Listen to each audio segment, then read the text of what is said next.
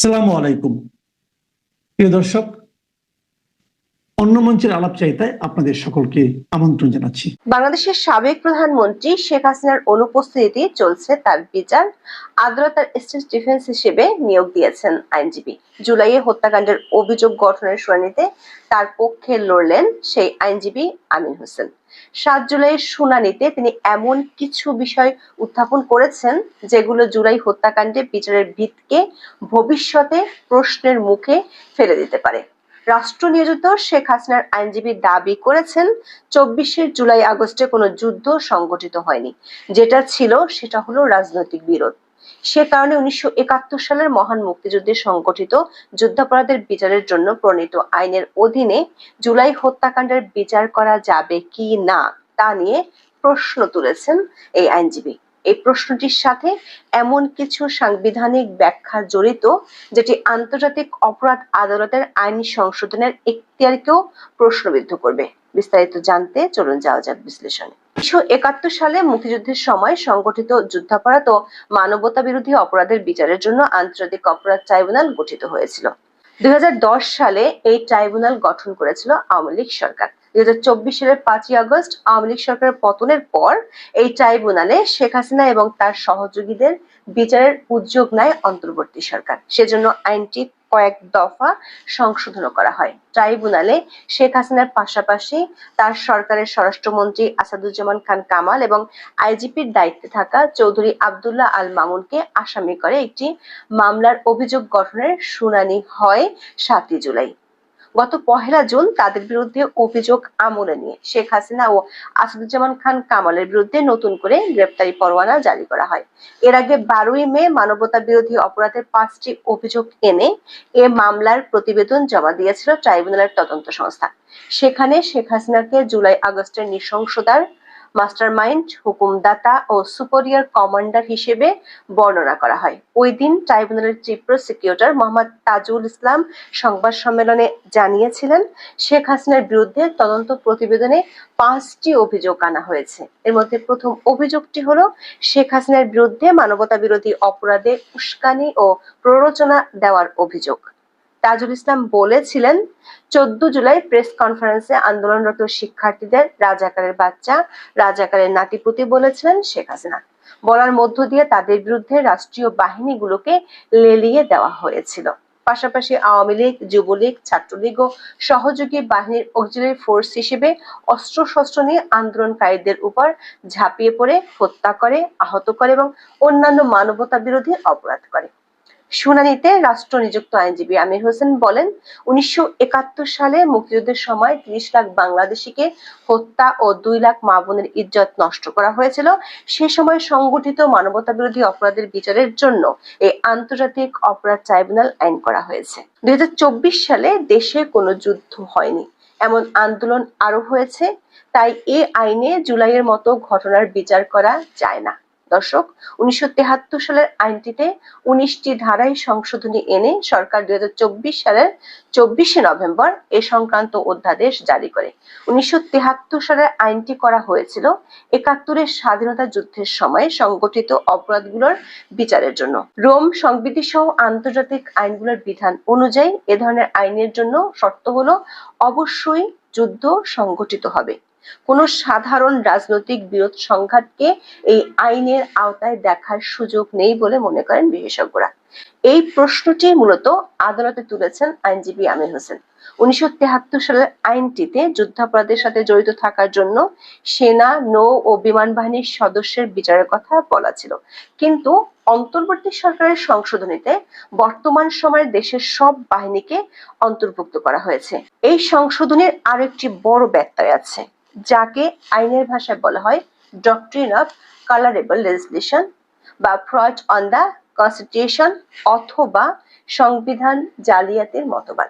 এটি বোঝার জন্য আমাদের প্রথমে যেতে হবে সংবিধানের 93 অনুচ্ছেদের 1 নম্বর ধারায়, যেখানে বলা আছে, সংসদ ভেঙে যাওয়ার অবস্থায় অথবা অধিবেশন না থাকলে রাষ্ট্রপতির কাছে সন্তোষজনকভাবে প্রতীয়মান হলে তিনি অধ্যাদেশ প্রণয়ন ও জারি করতে পারেন। তবে ধারাটিতে 3টি শর্ত দেয়া আছে।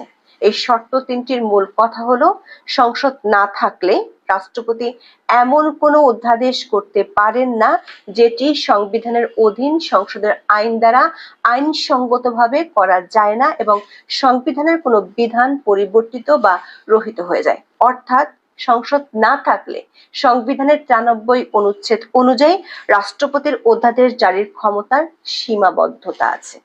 অর্থাৎ রাষ্ট্রপতি চাইলেই সব বিষয়ে অধ্যাদেশ জারি করতে পারেন না। স্পষ্টভাবে বললে দুটো বিষয়ে রাষ্ট্রপতি অধ্যাদেশ জারি করতে পারেন না। একটি হলো সাংবিধানিক কোনো বিধান পরিবর্তন করতে পারেন না, আরেকটি হলো এমন কোনো অধ্যাদেশ জারি করতে পারেন না যেটি সংসদীয় আইনের স্থায়ী বিকল্প হিসেবে কাজ করে। অন্তর্বর্তী সরকার 2024 সালের 24শে নভেম্বর যে অধ্যাদেশটি জারি করেছে সেখানে বলা হয়েছে সংশোধনীটি 2009 সালের 6 জানুয়ারি থেকে কার্যকর হবে। আইনের ভাষায় একে বলা হয় রেট্রোঅ্যাক্টিভ এফেক্ট, অর্থাৎ পূর্ববর্তী প্রভাবসহ অধ্যাদেশটি জারি করা হয়েছে। এখানে অধ্যাদেশটি সংবিধানের 93 অনুচ্ছেদের বিধানের সঙ্গে সাংঘর্ষিক, যেখানে বলা হয়েছে সংসদ না থাকা অবস্থায় কোনো অধ্যাদেশ এমন কোনো বিধান তৈরি করতে পারে না যা সংসদের কোনো আইন দ্বারা এই সংবিধানের অধীনে আইনত কার্যকর করা যায়নি। বিষয়টি আরেকটু পরিষ্কার করা যাক। সংবিধানের 3য় ভাগে 26 থেকে 47 অনুচ্ছেদে মৌলিক অধিকারগুলো তুলে ধরা হয়েছে। সংবিধানের 7 অনুচ্ছেদের খ ধারা অনুযায়ী কোনো অধ্যাদেশ দিয়ে সংবিধানের 3য় ভাগের কোনো অনুচ্ছেদ বাতিল এবং এর বিরোধী কোনো কিছুই রাষ্ট্রপতি জারি করতে পারেন না।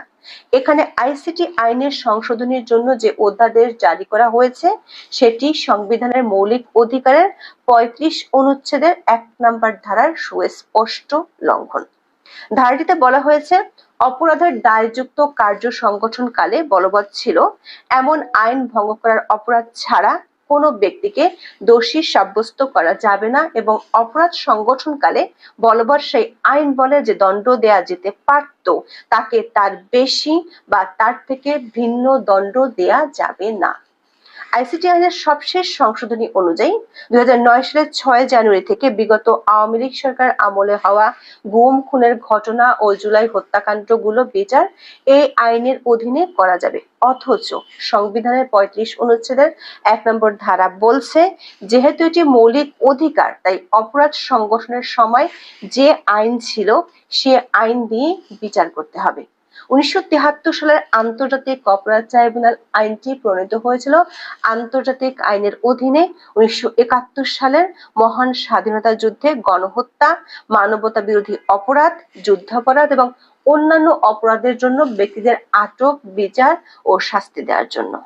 ফলে আইনজীবী আমির হোসেন জুলাই আন্দোলনের সময় যুদ্ধ সংঘটিত হয়নি বলে যুদ্ধাপরাধের বিচারের জন্য প্রণীত আইনে ওই সময়ের অপরাধগুলো ওই আইনের অধীনে বিচার করা যাবে না বলে যে প্রশ্ন তুলেছেন সেটি শুরু হওয়া খুব জরুরি বলে মনে করে অনেক আইনজীবী। বিশেষ করে ভবিষ্যতে জুলাই হত্যাকাণ্ডের বিচার কাজ নিয়ে এটি অনেক বড় প্রশ্ন সবার সামনে রেখে দিবে। জনাব আমির হোসেন দাবি করেছেন শেখ হাসিনা ও আসাদুজ্জামান খানের বিরুদ্ধে আনা অভিযোগ রাজনৈতিক উদ্দেশ্য প্রণোদিত। এই প্রশ্নটিও তখন অমীমাংসিতই থেকে যাবে। আমির হোসেন শেখ হাসিনার বিরুদ্ধে আনা আরেকটি অভিযোগ নিয়ে আদালতে প্রশ্ন তুলেছেন। রাষ্ট্রপক্ষের আইনজীবীরা শেখ হাসিনার বিরুদ্ধে সেতু ভবন, মেট্রো রেল ভাঙচুর ও পুড়িয়ে দেওয়ার অভিযোগ দাখিল করেছেন। আমির হোসেন দাবি করেছেন শেখ হাসিনার বিরুদ্ধে ষড়যন্ত্রমূলক এসব অভিযোগের ঘটনায় প্রসিকিউশন ডকুমেন্টারি এভিডেন্স আনতে পারেনি। অথচ এর আগে এক টেলিভিশন চ্যানেলের টক শোতে একজন সমন্বয়ক প্রকাশ্যে বলেছিলেন মেট্রো রেলে আগুন না দিলে এই আন্দোলন সফল হতো না। আবার শেখ হাসিনার বিরুদ্ধে এমন কিছু অভিযোগ আনা হয়েছে যখন তিনি ঘটনার সময় দেশেই ছিলেন না, যেমন 13ই জুলাই পর্যন্ত শেখ হাসিনা চীন সফরে ছিলেন। প্রসিকিউশন ও তদন্তের দুর্বলতার আরেকটি পয়েন্ট তুলে ধরেছেন আইনজীবী আমির হোসেন। যারা আন্দোলন চলাকালীন নিহত হয়েছেন তাদের সুরতহাল ময়নাতদন্ত করতে দেওয়া হয় নাই প্রসিকিউশনের আনায় এমন অভিযোগ খণ্ডন করেছেন শেখ হাসিনার পক্ষে রাষ্ট্র নিয়োজিত আইনজীবী আমির হোসেন। তিনি বলেছেন এরকম কোনো প্রমাণ প্রসিকিউশন দেখাতে পারেনি। একই সাথে ওয়াইড স্প্রেড ও সিস্টেমেটিক ভাবে মানবতা বিরোধী অপরাধ সংগঠিত হয়েছে প্রসিকিউশনের এমন অভিযোগ মিথ্যা বলে শুনানিতে উল্লেখ করেছেন আইনজীবী আমির হোসেন। এই প্রশ্ন উঠছে কারণ সরকারি দলিল বা গেজেট বলছে জুলাই নিহত হয়েছে 834 জন, অথচ আদালতে প্রসিকিউশন বলছে 1400 জন মারা গেছে। এমনকি জাতিসংঘের যে তদন্ত প্রতিবেদন সেখানেও 5ই আগস্ট পর্যন্ত 1400 জনের মারা যাওয়ার সংখ্যা নেই। তাদের মতে 15ই আগস্ট পর্যন্ত 1400 জন মারা যেতে পারে। তবে আমির হোসেনের শুনানির পর চিফ প্রসিকিউটর তাজুল ইসলাম তার যুক্তিকে ফ্ল্যাট ডিনায়াল বলে উল্লেখ করেছেন। আদালতে শুনানির পরে সংবাদ সম্মেলনে প্রসিকিউশন বলছে, অভিযোগ গঠনের পরে আনুষ্ঠানিক বিচার শুরু হলে তাদের আনা অভিযোগ সত্য নাকি মিথ্যা তা প্রমাণিত হবে। দর্শক, অভিযোগ যদি মিথ্যাই হয় তাহলে অভিযোগ তো টিকবে না, আর অভিযোগ যদি না টিকে তাহলে সেটি অভিযোগ গঠন হয় কিভাবে? অভিযোগের ভিত্তি যদি না থাকে তাহলে আনুষ্ঠানিক বিচার শুরু হবে কিভাবে? তারও আগে জুলাই হত্যাকাণ্ডগুলোর স্বচ্ছ বিচারের জন্য গুরুত্বপূর্ণ হলো এই বিচারের সাথে জড়িত আইনি ও সাংবিধানিক জটিলতার প্রশ্নগুলোর শুরু হওয়া। ট্রাইব্যুনাল আগামী 10ই জুলাই অভিযোগ গঠনের আদেশের দিন ঠিক করেছেন। হয়তো সেদিন আদালত এ ব্যাপারে ব্যাখ্যা দিবেন। গত 19শে জুন আদালত অবমাননার মামলায় সাবেক প্রধানমন্ত্রী শেখ হাসিনা ও ছাত্রলীগ নেতা শাকিল আলম বুলবুলের বিরুদ্ধে আদালত অবমাননার মামলা পরিচালনার জন্য আইনজীবী আমিনুল গনি টিটুকে স্টেট ডিফেন্স কাউন্সিল হিসেবে নিয়োগ দেওয়া হয়েছিল। তবে তিনি ছিলেন শেখ হাসিনার ঘোরতর শত্রু। 10 মাস আগেই তিনি শেখ হাসিনার ফাঁসি চেয়ে ফেসবুকে স্ট্যাটাস দিয়েছিলেন। এমন বিতর্কের পর 25শে জুন আন্তর্জাতিক অপরাধ ট্রাইব্যুনাল তাকে প্রত্যাহার করেন। ওই দিনই নতুন আইনজীবী নিয়োগ দেওয়া হয় আইনজীবী আমির হোসেনকে। এখন এ পর্যন্ত, সবাই ভালো থাকুন।